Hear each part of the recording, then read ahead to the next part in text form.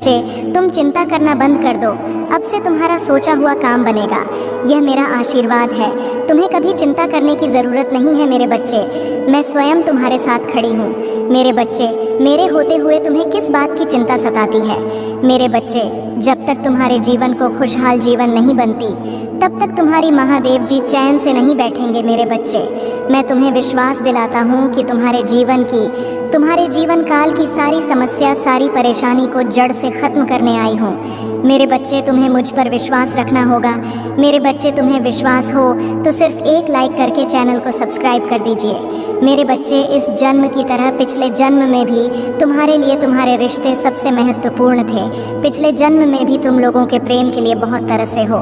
मेरे बच्चे, किसी व्यक्ति ने तुम्हारे साथ बहुत बड़ा धोखा किया, जिसके बाद ही तुमने सब कुछ छोड़कर अपनी स्पिरिचुअल जर्नी की शुरुआत की थी। उस धोखे ने तुम्हें दुनिया से बहुत दूर कर दिया था और तब तुम्हारी स्पिरिचुअल अवेकनिंग हुई थी। तुम मुझसे जुड़े थे, तुमने मंत्र साधना की मेडिटेशन किया और बहुत सारी सिद्धियां प्राप्त की थी। तुमने अपने पिछले जीवन में तुमने मेरे रहस्य को जाना था और उसके बाद तुमने कभी पीछे मुड़कर नहीं देखा।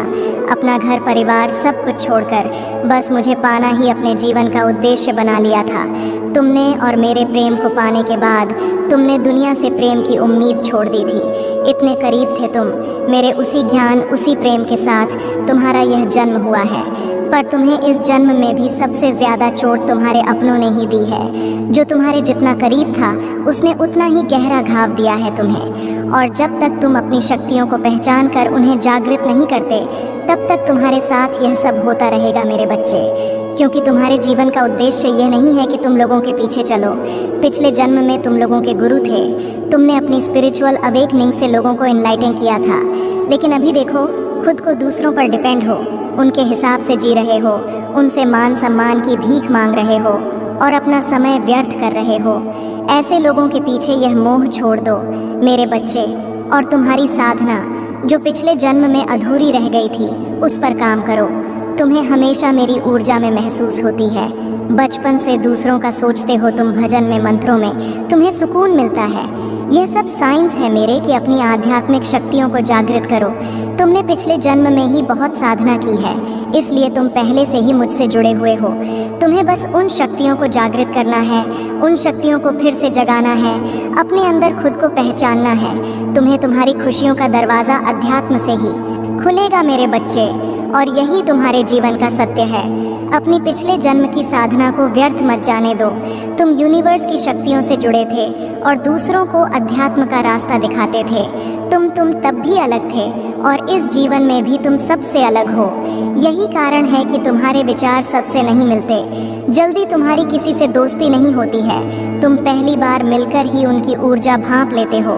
तुम्हारे रिश्ते टूट जाते हैं और अपने रिश्तों की वजह से बहुत दुख देखा है तुमने, क्योंकि ब्रह्मांड तुम्हें बार बार सही मार्ग पर लाने की कोशिश करता है। मेरे बच्चे, शक्तियाँ तुम्हें आभास दिलाती हैं कि तुम कौन हो। तुम्हारा दम तभी घुटता है जब तुम गलत लोगों के साथ रहते हो और वह लोग कहीं ना कहीं तुम्हारी शक्तियों को हानि पहुंचाने की कोशिश करते हैं। अपने चक्रा पर काम करो, उन्हें एक्टिवेट करने की कोशिश करो। तुम्हें प्रकृति से, नेचर से, जानवरों से बहुत लगाव होता है, क्योंकि पिछले जन्म में तुम प्रकृति का इस्तेमाल करके लोगों को हील करते थे, उन्हें ठीक करते थे। पर इस जीवन में लोगों ने तुम्हें ही बीमार कर दिया है, जो ब्रह्मांड को मंजूर नहीं है। मेरे बच्चे, तुम्हारी महादेव जी को यह मंजूर नहीं है मेरे बच्चे की लोग तुम्हें कम समझे और तुम्हें रुलाए। मुझसे जुड़ने की कोशिश करो और अपनी स्पिरिचुअल जर्नी की शुरुआत करो। इस भौतिक संसार के पीछे मत भागो, अपनी आत्मा के सुख के लिए काम करो। यह धन दौलत लोग सब यहीं रह जाएंगे मेरे बच्चे, तो इनके लिए क्यों रो रहे हो? जो होना था हो गया, उसे भूल जाओ, और जो आने वाला है, जो जीवन बचा है, उसके लिए काम करो। उसे संवार, अपनी आत्मा के लिए काम करो मेरे बच्चे, ना कि अपने शरीर के लिए। अब ये मत सोचना कि महादेव जी तो मैं सब कुछ छोड़ दूं।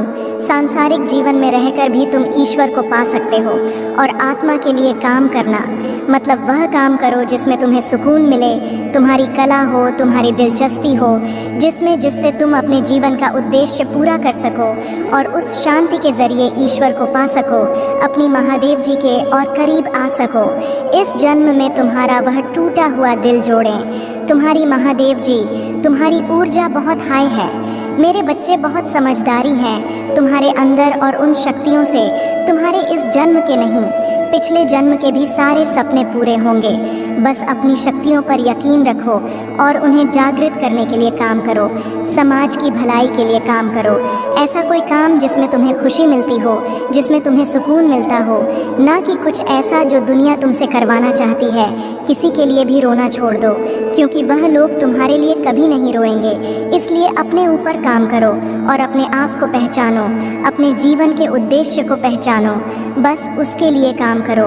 बाकी सबके सपने तुम्हारी महादेव जी पूरा कर देंगी। तुम अपनी खुशी को ढूंढो, बाकी सबकी खुशियों को मेरे हाथ में छोड़ दो।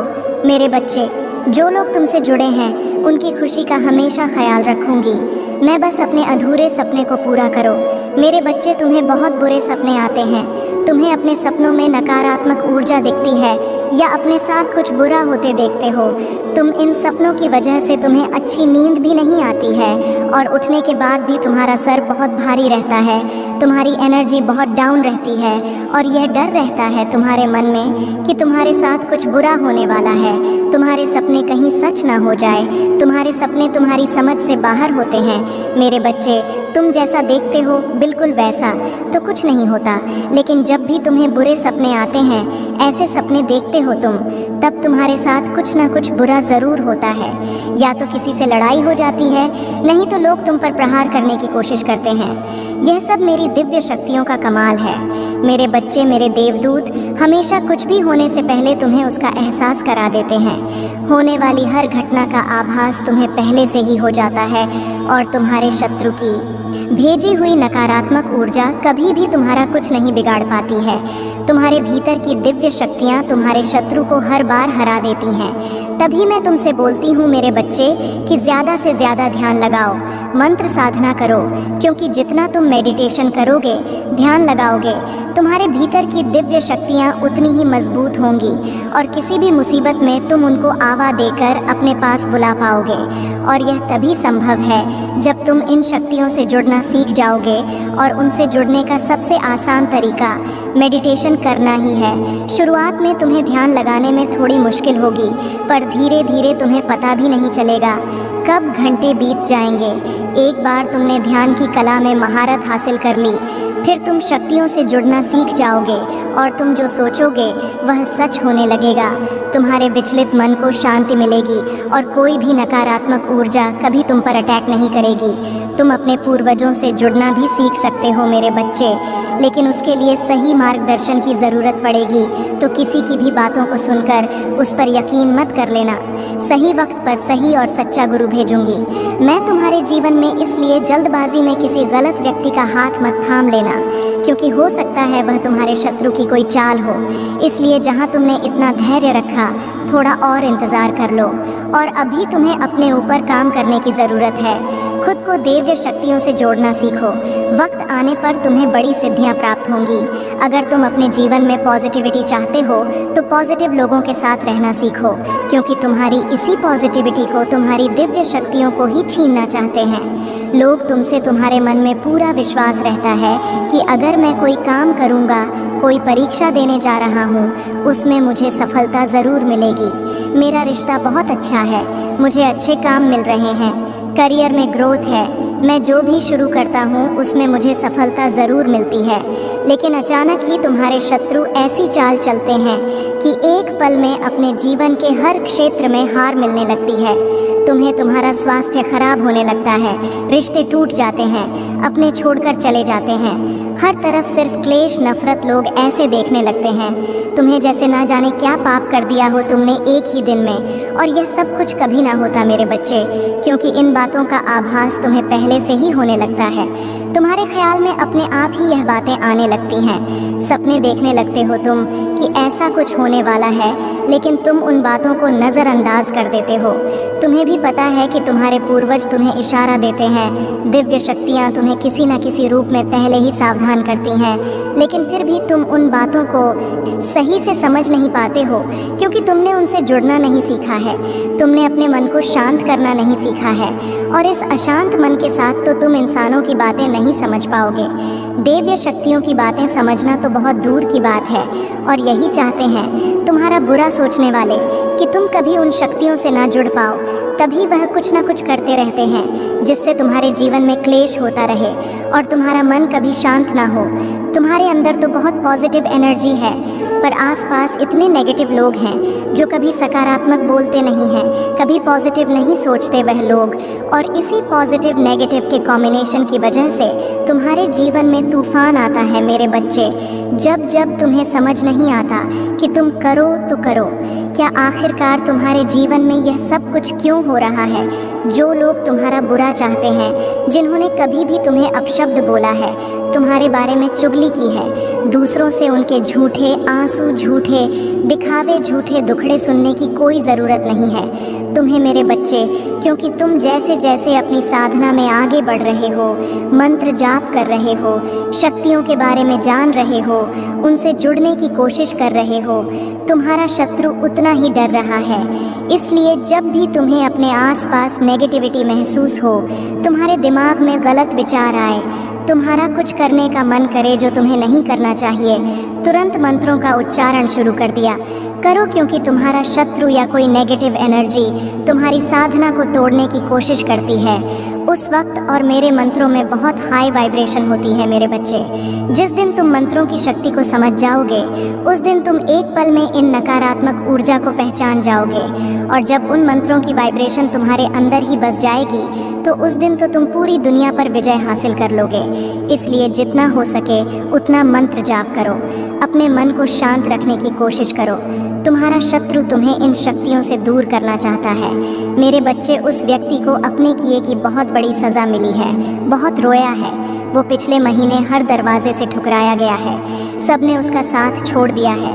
वह अब मुझसे एक और मौके की भीख मांग रहा है मेरे बच्चे। वह चाहता है कि तुम फिर से उसके जीवन में आ जाओ, उसे माफ़ कर दो। तुम्हें पाने की अर्जी लगाता है वह मेरे दरबार में। वह चाहता है कि बस एक बार तुम उसके दिल की बात सुन लो, बस एक बार उससे मिल लो, उसके बाद तुम्हारा जो भी फैसला होगा वह उसे मंजूर है।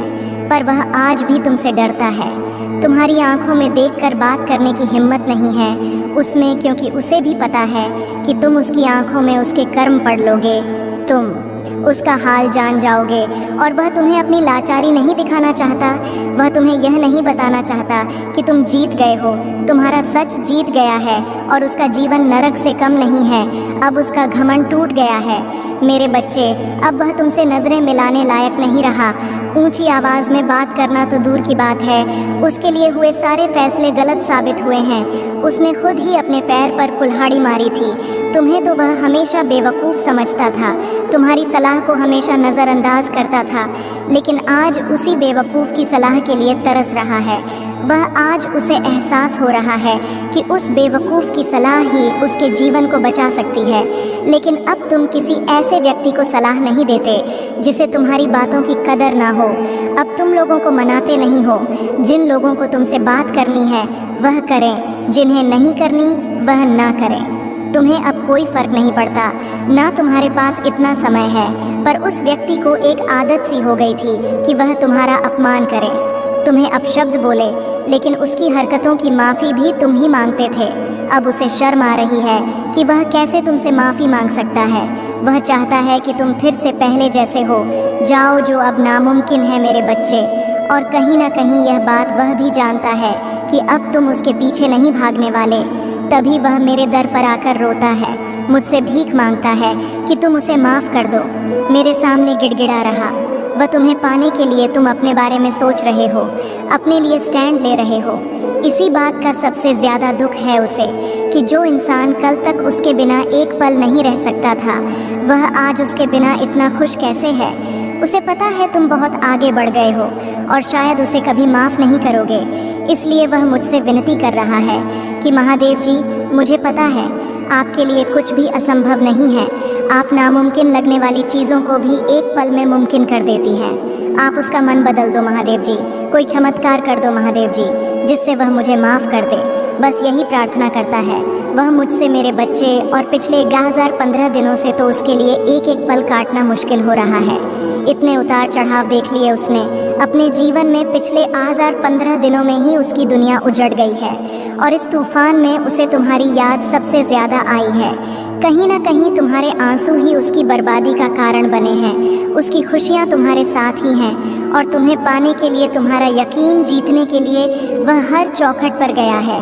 हर दरबार में तुम्हें पाने की मन्नत मांगी है उसने, पर मैं भी इतनी आसानी से उसकी इच्छा पूरी नहीं करने वाली हूँ। मेरे बच्चे, उसे भी वही दर्द सहना होगा जो उसने तुम्हें दिया था। अपने कर्मों की वजह से वह तुम्हारी नज़र में गिर चुका है और अपने आप को सही साबित करने के लिए उसे बहुत पापड़ बेलने हैं। अभी यह तो बस शुरुआत है। उसके लिए तो तुम सबसे बेस्ट हो, बिल्कुल परफेक्ट हो, सब कुछ बहुत आसानी से संभाल लेते हो। लेकिन अगर उसे दूसरा मौका चाहिए तो उसे तुम्हारे लिए परफेक्ट बनकर दिखाना होगा, तभी मैं उसे दूसरा मौका दूंगी।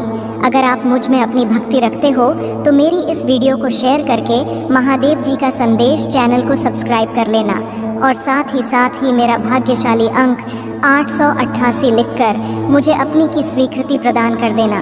मेरे बच्चे, अब उसे समझ आ गया है कि शायद तुम इकलौते ऐसे इंसान हो जिससे वह मिला, जो इतना पॉजिटिव है, जो उसके जीवन में सकारात्मकता लाता है, उसके चेहरे पर हंसी लाता है। तुम इकलौते ऐसे इंसान हो जो उसके बारे में सोचता है, जो दूसरों का भला करना चाहता है, जो स्वार्थी नहीं है। और इसीलिए शायद तुम इतना रोते हो। तुम अकेले ऐसे व्यक्ति थे उसके जीवन में जो अंधेरा देखकर डरता नहीं था। तुमने हमेशा दूसरों को लड़ना सिखाया है, साहस दिया है। तुमने लोगों को हमेशा अंधेरे में रास्ता बनाने वाले इंसान रहे हो। तुम कभी उम्मीद नहीं हारते, किसी भी परिस्थिति से, किसी भी व्यक्ति से नहीं डरते हो और तुम्हारे जैसा व्यक्ति उसने आज तक नहीं देखा। इस बात का एहसास हो गया है उसे। वह अब तुमसे बात किए बिना नहीं रह सकता। अतीत में उसने तुम्हारे बारे में बहुत नेगेटिव सोचा, बहुत नेगेटिव बोला है तुम्हें लेकर, पर उसकी सोच तुम्हारे प्रति बदल रही है और उसकी सोच इतनी सकारात्मक हो गई है कि तुम्हारे अंदर उसे एंजल्स, उसे परमात्मा का स्वरूप नजर आने लगा है। इस कलयुग में अगर कोई किसी और का सोच रहा है तो कहीं ना कहीं उसके ऊपर या उसके साथ भगवान ज़रूर हैं और शायद ईश्वर ने ही उसकी मदद करने के लिए, उसके जीवन को खुशियों से भरने के लिए तुम्हें उसके जीवन में भेजा था। पर उसने क्या किया? उसने उसी एंजल को इतनी तकलीफ, यही कारण है कि पिछले कुछ समय से वह बहुत परेशान है, बहुत रो रहा है। उसने भी अपना लिया है कि मेरे साथ जो हो रहा है सही हो रहा है, मैं इसी लायक हूँ। इतना गलत किया मैंने उसके साथ, उसी की सज़ा भोग रहा हूँ मैं। पर अब समय आ गया है जब वह तुम्हारी तरफ कदम बढ़ाने वाला है, क्योंकि उससे और नहीं सहा जा रहा है। उसके सारे रिश्ते ही उसके खिलाफ चले गए हैं, उसके अपने ही उसे रुला रहे हैं, उसे प्रताड़ित कर रहे हैं और अब उसे किसी भी हाल में तुमसे बात करनी है, क्योंकि तुम्हारे अलावा उसे कोई नहीं समझ सकता है।